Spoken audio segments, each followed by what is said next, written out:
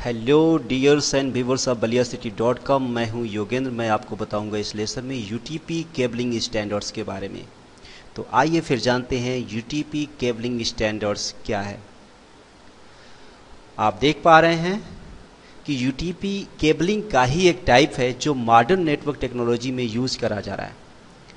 इसकी कैटेगरी यह डिफाइन करती है कि डेटा को ट्रांसमिट किस स्पीड से किया जाए, जिसे हम बैंडविड्थ कहते हैं। एक कैटेगरी इसमें कैट 3 के नाम से आया, जहां पे हमें बैंडविड्थ यानी स्पीड 16 मेगाबिट्स पर सेकेंड का मिला। नेक्स्ट कैटेगरी हमें कैट 4 के नाम से मिला और वहां पे बैंडविड्थ हमें ज़्यादा मिली और वो थी 20 मेगाबिट्स पर सेकेंड। Right, good. कैट 5 की अगर हम बात करें तो कैट 5 में हमें जो स्पीड मिला वो 100 मेगाबिट्स पर सेकेंड का था और यह कॉमन इथरनेट केबल का रूप लिया और सबसे ज़्यादा यूज़ किया गया। बट इम्प्लीमेंटेशन आगे भी हुआ और हमें कैट 5E की केबलिंग मिली और वहां पे स्पीड 1 गीगाबिट्स पर सेकेंड की हो गई। आजकल के समय में कैट 6 भी यूज़ किया जा रहा है और उसकी स्पीड 10 गीगाबिट्स पर सेकेंड यानी सबसे ज़्यादा बैंडविड्थ यूटिलाइज हो रही है। और बात ये आती है कि यह किस तरह के कनेक्टर्स में इस्तेमाल किए जा सकते हैं। तो आपने नाम सुना होगा RJ11 एंड RJ45 कनेक्टर का, वो उसके साथ में केबल यूज करी जाती। थोड़ी सी हम यहाँ पे बात कर लें क्रॉस ओवर केबल की। What is this cross over cable? अगर दो पीसी को हमें विदाउट हब विदाउट स्विच अगर कनेक्ट करना है तो उसके लिए हम क्रॉस ओवर केबल को इस्तेमाल कर सकते हैं। इसमें जो वायर्स होते हैं वो डिफरेंट ऑर्डर में ऑर्गेनाइज होते हैं। ओके, इथरनेट के कुछ वर्जन्स भी आए, उन वर्जन्स में उनके नाम हैं coaxial ethernet, untwisted shielded pair ethernet and fibre optics. सबसे पहले हम फाइबर ऑप्टिक्स के बारे में जानते हैं। Okay, good. Fibre optic Ethernet, यहां पे क्या होता है कि इलेक्ट्रिसिटी की जगह पे लाइट को यूज किया जाता है डेटा पैकेट्स को सेंड करने के लिए अथवा रिसीव करने के लिए। This point of view is clear? Fibre optic Ethernet पे क्या यूज किया जाता है? इलेक्ट्रिसिटी की जगह पे लाइट, और उसके थ्रू हम डेटा पैकेट को सेंड करते हैं या रिसीव करते हैं। एंड इसका सबसे जो बड़ा बेनिफिट मिलता है वो है जो इलेक्ट्रिकल इंटरफेरेंस है, जिसको हम क्रॉसटॉक कहते हैं, उससे हम बच जाते हैं। ओके, एंड इसमें जो केबल की मैक्सिमम लेंथ हो सकती है वो कितना हो सकती है? 2000 मीटर्स, जो बहुत ही ज़्यादा है। एंड इन सारी खूबियों के बावजूद यह केबल काफ़ी एक्सपेंसिव है और इसको यूज़ करना उतना ही डिफ़िकल्ट भी है। सो बिजनेस एप्लीकेशन में यह हर जगह यूज नहीं किया जाता है। आप किसी भी साइबर कैफे में जाइए, किसी भी बैंकिंग ऑफिस में जाइए, वहाँ पे आप देखेंगे कि इस केबल को इस्तेमाल नहीं किया जाता है। थोड़ा सा फाइबर ऑप्टिक्स पे हम नज़र डालें तो ये टोकन रिंग, अभी जो मैं आपको सिनारियो देने जा रहा हूँ वो है टोकन रिंग का। टोकन रिंग में फाइबर ऑप्टिक की केबल ज़्यादा इस्तेमाल करी गई और उसकी सिनारियो कुछ इस तरह की थी कि एक कंटिन्यूअस नेटवर्क केबल होती थी। क्या होती थी? Continuous network cable. और उस कंटिन्यूअस नेटवर्क केबल पे सारे पीसीज कनेक्ट हो जाते थे। This point is clear? एक कंटिन्यूअस नेटवर्क केबल होती थी जिसपे सारे पीसी कनेक्ट हो जाते थे और एक टोकन होता था जो पीसी टू पीसी पास होता रहता था। गुड?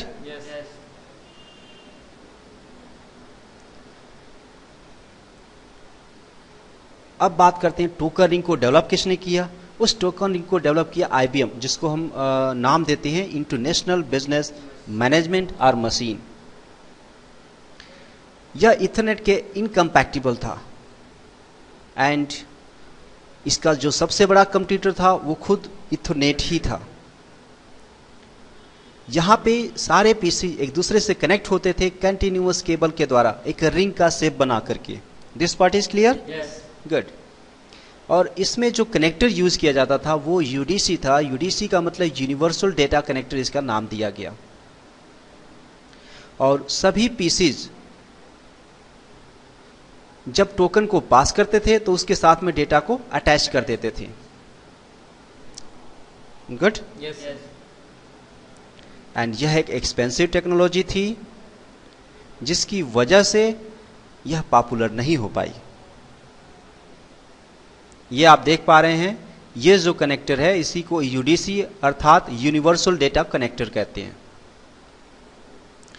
अब हम बात करेंगे वायरलेस ईथरनेट की।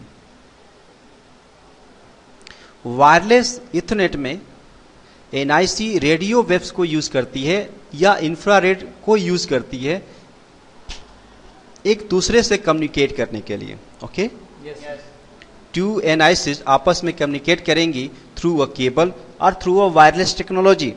तो अगर केबल है नो प्रॉब्लम, बट अगर केबल नहीं है तो वहां पे रेडियो वेव्स को इस्तेमाल किया जाएगा या इंफ्रारेड को इस्तेमाल किया जाएगा। ये आप देख पा रहे हैं, रेडियो वेव्स और ये इंफ्रारेड, इससे दो पीसीज आपस में कम्युनिकेट कर पाएंगे। This is called wireless Ethernet.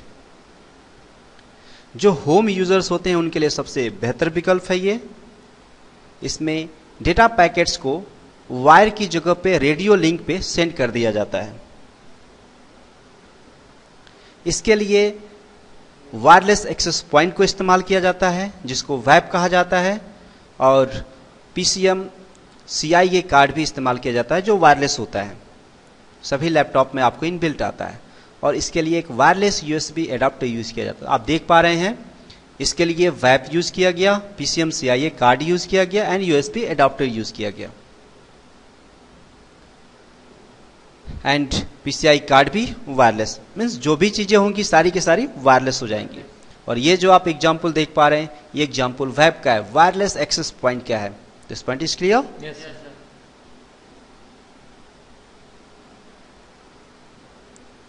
साथ ही साथ अगर वैप और क्लाइंट के बीच की डिस्टेंस को इंक्रीज किया जाएगा तो जो डेटा ट्रांसफर की स्पीड है वो ड्रॉप होती चली जाएगी। सबसे बड़ा डीमेरिट इसका क्या है? स्पीड। अगर क्लाइंट और वेब के बीच में स्पीड को बढ़ाया जाएगा तो यह डेटा ट्रांसफर स्पीड को ड्रॉप करेगा। वायरलेस ईथरनेट पे अगर हम सिक्योरिटी की बात करें तो सिक्योरिटी इसकी काफ़ी अच्छी इंप्लीमेंटेड होती है, और उसको हम जैसे कि इस बात को समझें कि data packet are floating through the air instead of through a network cable.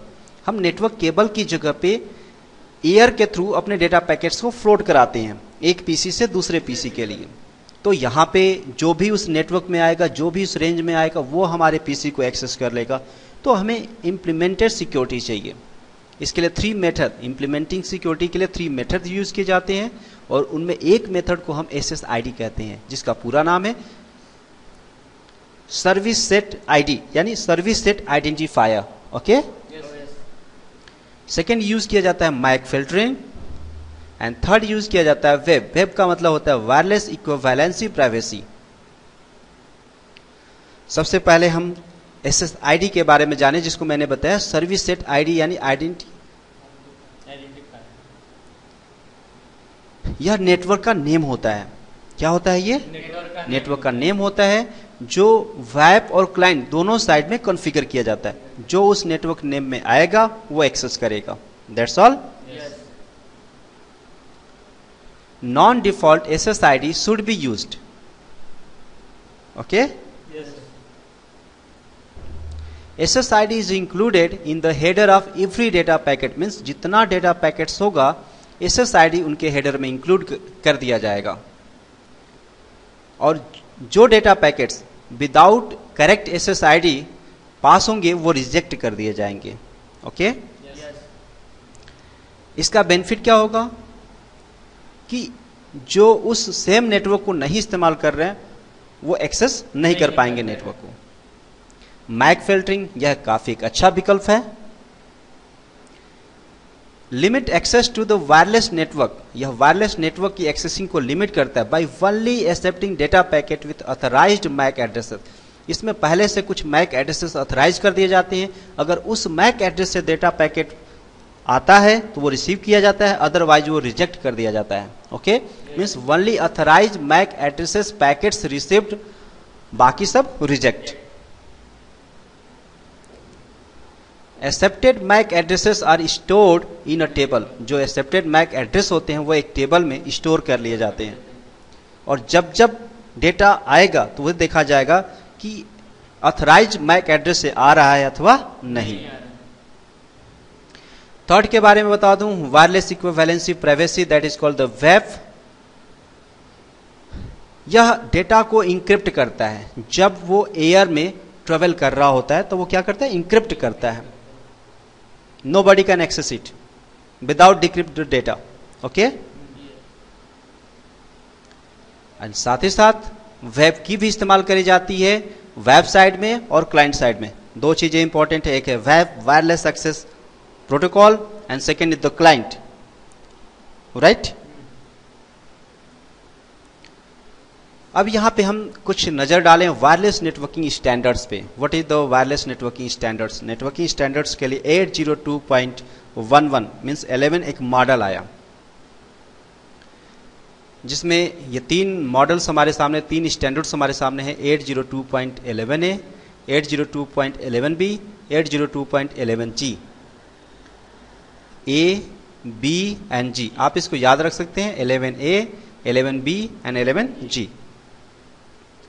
यहां पे मैक्सिमम थ्रूपुट का आप ऑप्शन देख रहे हैं, जहां पे ए को अगर इस्तेमाल करते हैं तो मैक्सिमम थ्रूपुट हमारा कितना है, 54 Mbps, जबकि बी में 11 Mbps एंड जी में 54 Mbps। बट रेंज भी हमें देखनी होगी, इसकी range 150 feet, 300 feet and 300 feet.